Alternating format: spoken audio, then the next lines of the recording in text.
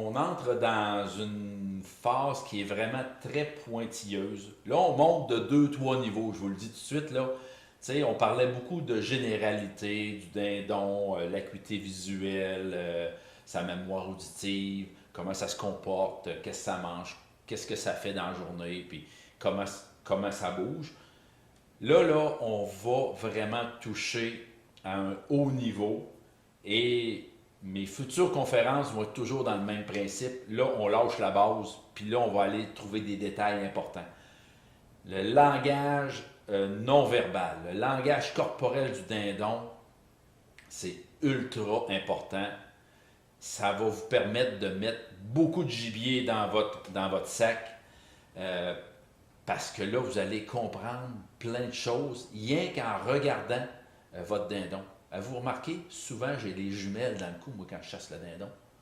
Puis c'est pas à cause que j'ai besoin de le voir à 2000 pieds. C'est pas tout à fait ça. Je sais déjà qu'est-ce qui se passe dans mon champ. C'est que j'ai besoin de voir son langage corporel, son langage non verbal. Fait il y a plein d'éléments. On sait que les couleurs changent de son visage, mais il n'y a pas rien que ça. Je vous en fais part là. Puis le dindon, il y a trois façons de communiquer. La vocalisation, on le comprend, toutes les cales, le yelp, le cut, le purr, nommez-les toutes, là. Tout ça, c'est la façon de communiquer. Le langage corporel, que je vais vous expliquer là, et le comportement. On va en parler aussi un petit peu plus tard. Fait que le comportement, le langage corporel et la vocalisation. La vocalisation, je pense que j'ai fait le tour. On va pouvoir peut-être aller un peu plus loin un peu plus tard, mais pour l'instant, je me concentre sur le langage corporel, le langage non-verbal du dindon, qui va vous donner plein de détails sur ce que le dindon pense, ses intentions, ses humeurs. C'est incroyable ce que ça veut dire un dindon sans dire un mot. Ça serait le fun comme ça si c'était dans la vraie vie de tous les jours pour les êtres humains, mais c'est pas comme ça. Mais dans la vie du dindon, c'est beaucoup plus facile, puis je vous donne en détail tout ce que ça comporte. Je n'ai parlé plus tôt durant la conférence, durant la formation. Tu sais, veut pas, on comprend le langage non verbal parce qu'on connaît bien l'animal. Exemple, le chevreuil. Le chevreuil le chevreuil commence à taper du pied. Tu sais, on le sent, pou, pou, pou, pou, pou, commence à taper du pied. Il regarde à gauche, il regarde à droite, il regarde une porte de sortie, le petit balai. Oh, on sait très bien ce qui va se passer. L'orignal, la même affaire. L'orignal qui s'en vient, on l'a collé. Il a les deux yeux virés à l'envers. Je pense qu'on pourrait danser avec la quête, puis il rentrerait pareil nous voir, parce que là, on l'a compris, ce principe-là, qu'il est vraiment dans une phase que là, il n'y a plus rien qui va l'arrêter. Mais le dindon, c'est une nouvelle chasse. La plupart des gens ne comprennent pas encore son langage. Je vous l'explique aujourd'hui. Je rentre vraiment dans tous les détails. Je vais vous parler de 7 façons de comprendre le langage non-verbal du dindon aujourd'hui avec des photos. Vous allez voir, c'est très, très simple. Avant d'entrer dans le langage non-verbal du dindon, il est important de comprendre la morphologie du dindon.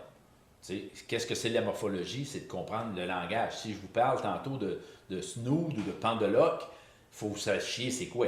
Fait que là, je vous montre l'image. Un snood, pendeloque, c'est ce qui pend au bout du nez.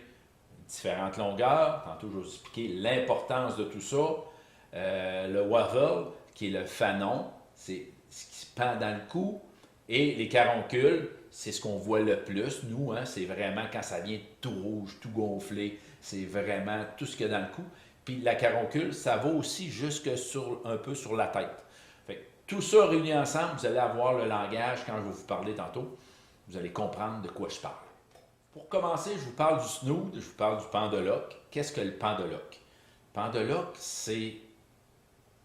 On parle tout le temps de sexe là-dedans, là, on dirait, là, mais c'est comme le pénis d'un homme. Plus il est excité, plus il devient gros, plus il devient long, plus il devient gorgé de sang. Et c'est ce côté-là qui est très attractif. On pense souvent que la queue de l'animal, c'est le côté attractif. Mais non.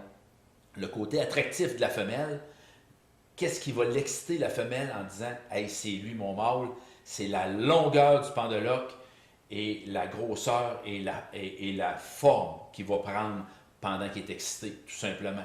Fait que c'est un peu comme dans la vraie vie, c'est très attractif, mais c'est pas rien que ça. Le pendologue va indiquer son humeur, son excitation, sa santé physique. Quand on parle de santé physique, là, plus il est long, plus il y a de santé physique. Ça, c'était des tests qui ont été prouvés que plus il est long, plus il est en santé et plus il y a d'anticorps. Donc, plus il va vivre longtemps, plus il va venir gros et en forme. Donc, plus il va devenir dominant. Ça peut indiquer aussi son agressivité, sa colère. Puis là, il va réagir comment le pendologue? C'est tout simplement, il va se raccourcir. Il va se raccourcir, il va devenir très, très dur. Fait que vous voyez, des fois, il y en a qui ont le pendologue carrément dans les airs. Ça signifie qu'ils sont en colère, qu'ils sont agressifs, qu'ils sont prêts à se battre, sont prêts à chercher à avoir le territoire. Quand vous voyez un pendologue qui se raccourcit rapidement, donc vous voyez le pendologue de ce beau dindon-là qui est immense, il est vraiment long, mais là on le voit s'en venir. Puis là, d'un coup, on le voit raccourcir. Posez-vous la question, il y a quelque chose qui ne marche pas. Il y a une inquiétude, il y a un problème, soit que ce soit un oiseau de proie qui est passé par-dessus lui, ou il nous a vus, il s'est passé quelque chose. Il est inquiet, ça ne va pas bien. Fait, surveillez beaucoup, beaucoup, beaucoup là, le snood, là, la longueur. Et le dominant, c'est souvent celui-là le plus long. Parce qu'on cherche souvent, c'est quel est le plus long? Ben, le dominant, c'est celui-là qui a le pendologue le plus long. Et à partir de là, ben, ça indique sa dominance, puis ça indique aussi qu'il est peut-être sur le point de partir. Tu sais, il s'approche, ça va bien. Tu sais, puis bien gorgé, bien long, bien gonflé. D'un coup, ça rapetisse. Puis là, on commence à le voir, à regarder ailleurs, à gauche, à droite. Préparez-vous, là. Préparez-vous. Faites quelque chose parce que là, il est en train de se préparer à s'en aller. C'est tous des signes très, très importants à surveiller. Fait que votre dindon s'en vient tranquillement, il s'en vient, vous le calez, jusque-là, ça va bien. Tout est bien gorgé de sang, tout est bien gonflé. Puis là, on le voit changer, on le voit se rétracter, on le voit raidir, on le voit changer de couleur. Peu importe ce que vous voyez, le changement, dites-vous qu'il y a un problème. Fait que là, c'est le temps de réagir. Les caroncules sont plus simples. C'est un niveau d'excitation ou d'agressivité. Fait que quand ils sont très agressifs, les caroncules vont venir très, très rouges, très gorgés de sang encore, jusque sur la tête. Le bleu va venir intense. La calotte de la tête va venir très blanche. Si vous voyez que le dessus de la tête, qui est très, très, très blanc, commence à devenir rouge, posez-vous une question, il y a un problème. Fait que l'oiseau a décelé un problème à quelque part, et là, il vient de changer d'idée. Il va se passer quelque chose, on ne sait pas quoi, mais il va se passer quelque chose. Fait que là, il faut le ramener, il faut l'exciter, ou il faut tirer, il faire lever la tête puis tirer. Fait que la caroncule, c'est très facile à le voir, on voit de loin, on voit souvent la tête blanche, on voit le bleu. Mais si vous voyez que ça change de couleur, vous avez vu l'oiseau avant que je vous avais montré, hein? Pourtant, elle avait l'air très excitée, mais toute la tête très, très, très, très, très pâle, très fade. Ça fait que c'est pas un oiseau qui était excité, c'est un oiseau qui était là tout simplement, qui paradait sans plus.